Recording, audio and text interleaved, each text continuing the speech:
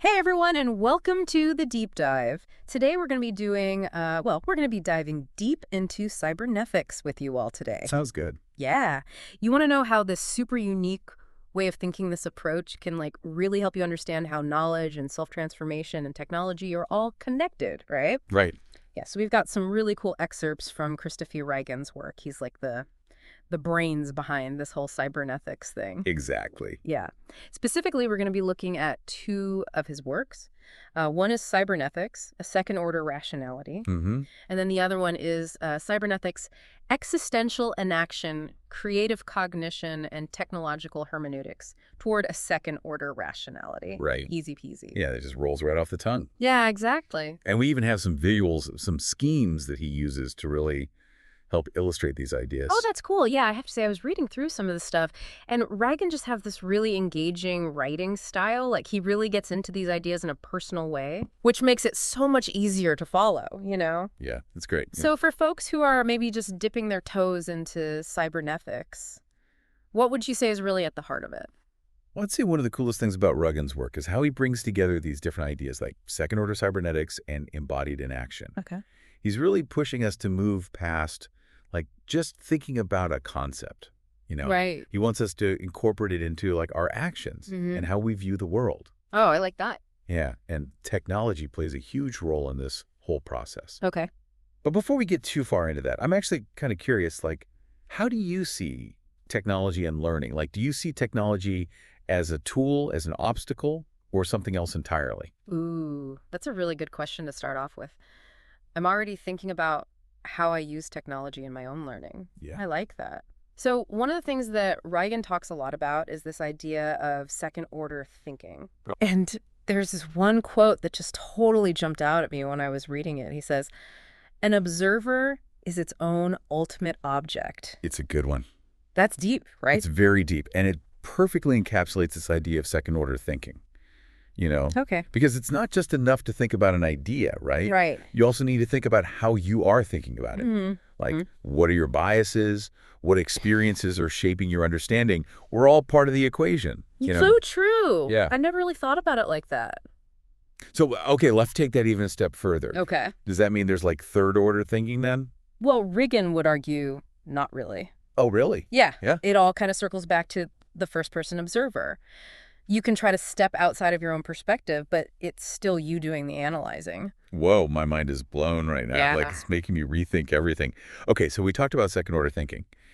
Rigon also talks about this idea of inaction. And he has another one of these just really bold statements that just hits you right in the face. He says, "All knowing is being." So how do we even begin to understand that? Yeah, it's another of those great quotes, an action kind of flips the script on how we usually think about learning. Okay. It's not just about passively absorbing information. It's about embodying it. Mm-hmm. It's a constant cycle of learning and reflecting and then putting that knowledge into action. Yeah. And through that process, you change how you interact with the world. Oh, that's so interesting. Think about a time when learning something new completely changed who you are, how you approach things. Maybe it was a new skill or a new perspective. Yeah. Those are great examples of inaction.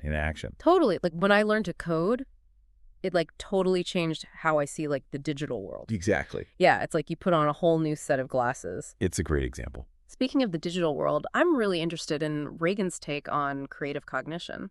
He seems to put a lot of emphasis on this idea of knowing what as opposed to knowing how. Yeah. And I'm curious to dig into that distinction a little bit more. Yeah, absolutely. So what he's getting at there is that having a sort of an abstract understanding of something is different from knowing how to physically do it. Okay. It's the difference between, understanding the rules of chess versus being able to actually play a good game. Right. And for Rigon, intuition isn't just a random aha moment. Yeah. It emerges from this really complex interplay between you and what you know, and even computer simulations. Whoa. Okay. It's much more complex than we often give it credit for. That makes a lot of sense. So how does technology fit into all of this? Because Ribbon has this one line that's really stuck with me. He says, from computers which think to computers which make me think. Yeah, that's a powerful one. Right. That's a huge shift in perspective. It really is, and he's really pushing back against this idea that computers are going to like replace human intelligence. Instead, he sees them as like these really powerful tools that can help us become better thinkers. Okay. And it all comes down to intentionality. Okay. He even challenges that whole like hardware-software divide, that we often talk about. Wait, hold on. Really? Like he's saying there's no real difference between hardware and software?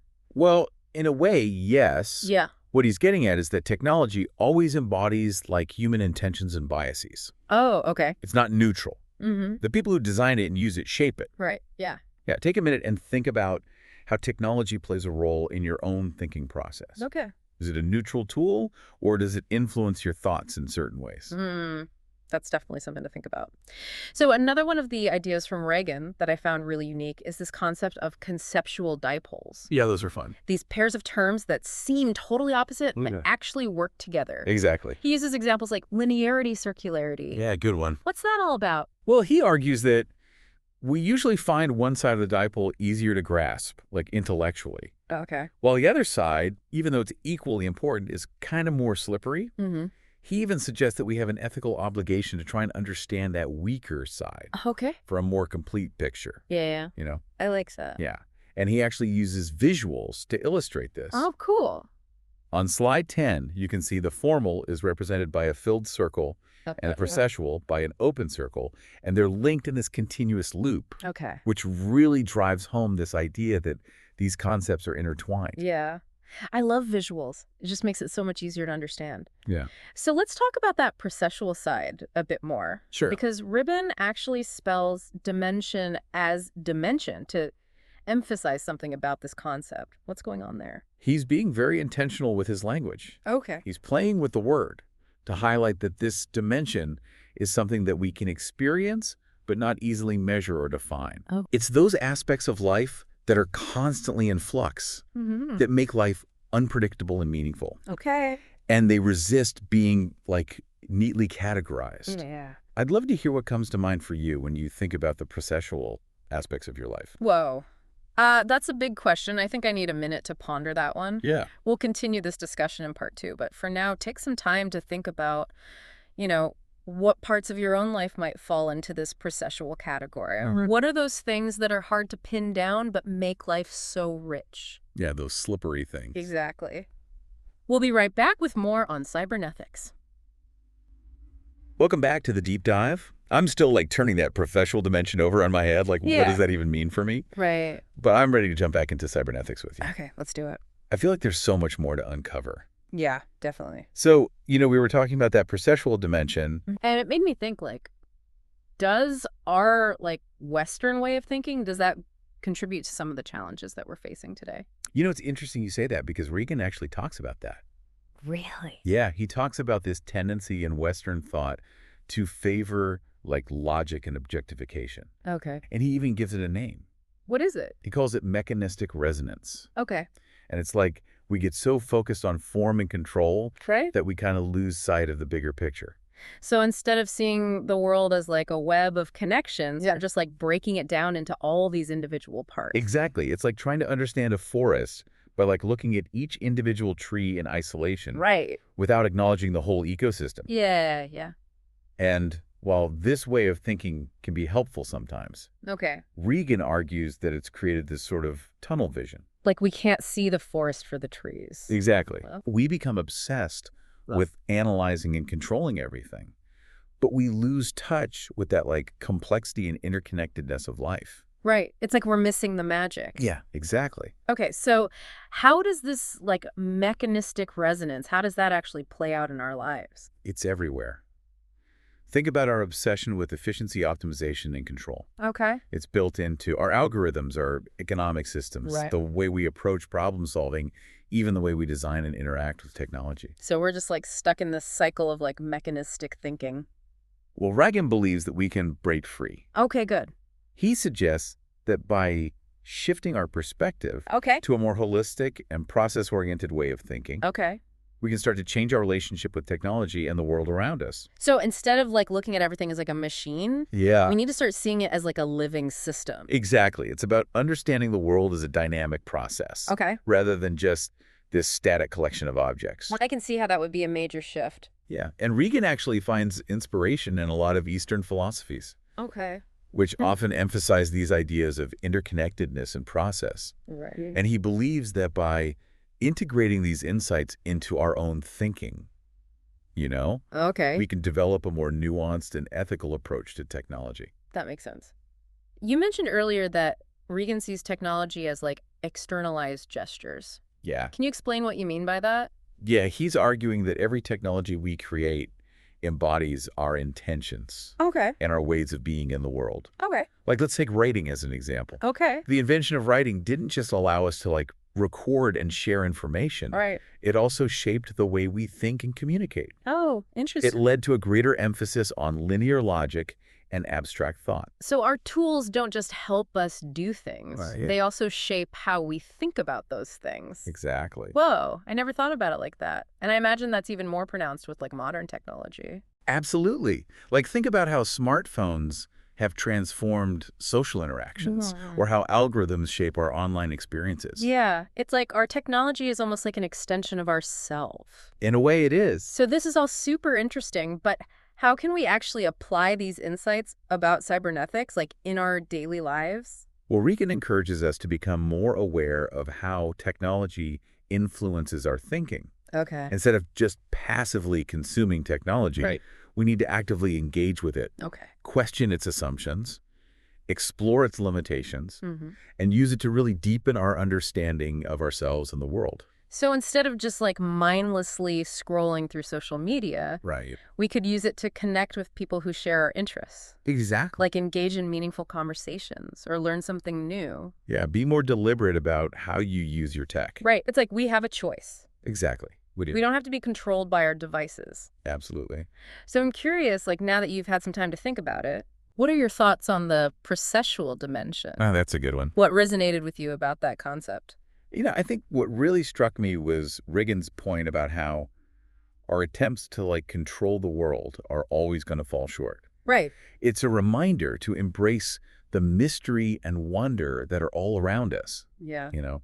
Yeah. It's like we need to let go of our need to categorize and define everything. Exactly. And just be open to the experience. Embrace the unknown. Yeah, and I love how Rigon deliberately misspells dimension as dimension. Yeah. It's like he's reminding us that language itself has limitations Yeah, he does. when it comes to capturing the fullness of reality. For sure. Which makes me think, does technology with its reliance on code and algorithms, does that further limit our ability to engage with this processual dimension? Ooh, that's a good question to ponder. Yeah.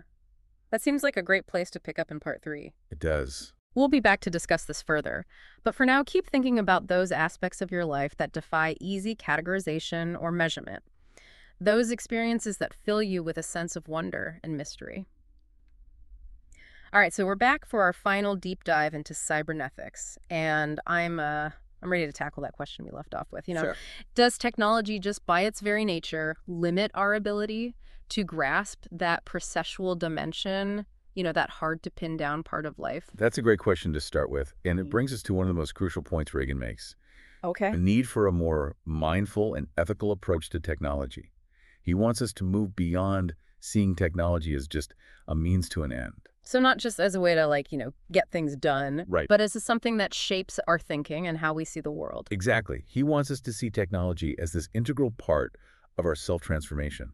Okay. Remember that phrase we talked about, computers that make me think? Yeah. That's what he's getting at. Yeah. Instead of just passively taking in information, Right. we need to actively engage with it and question its assumptions and use it to fuel our own growth. Right. It's about taking back our power and using technology as a tool to deepen our understanding, to Yeah. broaden our views and ultimately, become more human. Mm-hmm. But that requires a shift in our thinking. Okay. We have to be open to uncertainty and willing to challenge our own biases and see technology not as a replacement for human intelligence, but as something that helps it evolve. Yeah, that's a really interesting way to look at it. Now, we've been talking a lot about the limitations of technology, especially when it comes to understanding that processual dimension. But doesn't Regan also say that technology has potential? Oh, absolutely. He sees it as a double-edged sword. Yeah. The ancient Greeks called this a pharmakon. Oh. It can heal or harm, empower or control, all depending on how we use it. Right, right. It's Yeah. like fire. We talked about technology as externalized gestures. Right. So the tools we create, they shape how we see and interact with the world. Exactly. So how do we make sure we're harnessing the power of technology for good? Yeah. Especially when it comes to connecting with that processual dimension. That's the big question, isn't it? It is. It starts with awareness.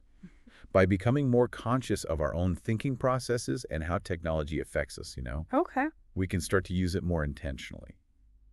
Practices like mindfulness and critical reflection can help us be more discerning with our texts, less reactive. So instead of letting our devices control our attention, we can make choices about when and how we engage with them. Exactly. Create space for those processual experiences like creativity and intuition and contemplation, things technology often drowns out. Right. It's about using technology as a tool for self-discovery and growth rather than letting it control us. I like that. This has been a really eye-opening deep dive, and I feel like I have a whole new understanding of technology and how I use it. What final thoughts would you leave our listeners with? I would encourage everyone to keep exploring Regan's work. Mm. And remember that cybernetics isn't like a set of hard and fast rules. Right. It's more like a framework, a way to guide your thinking and experimenting. When you're using technology, ask yourself, is this making me think? Yeah. Is this helping me become more aware, more connected, more myself? Mhm. I love that. That's a great way to wrap things up. So thank you so much for joining us on this journey into the world of cybernetics. We hope you found it as thought-provoking as we have. And until next time, keep diving deep.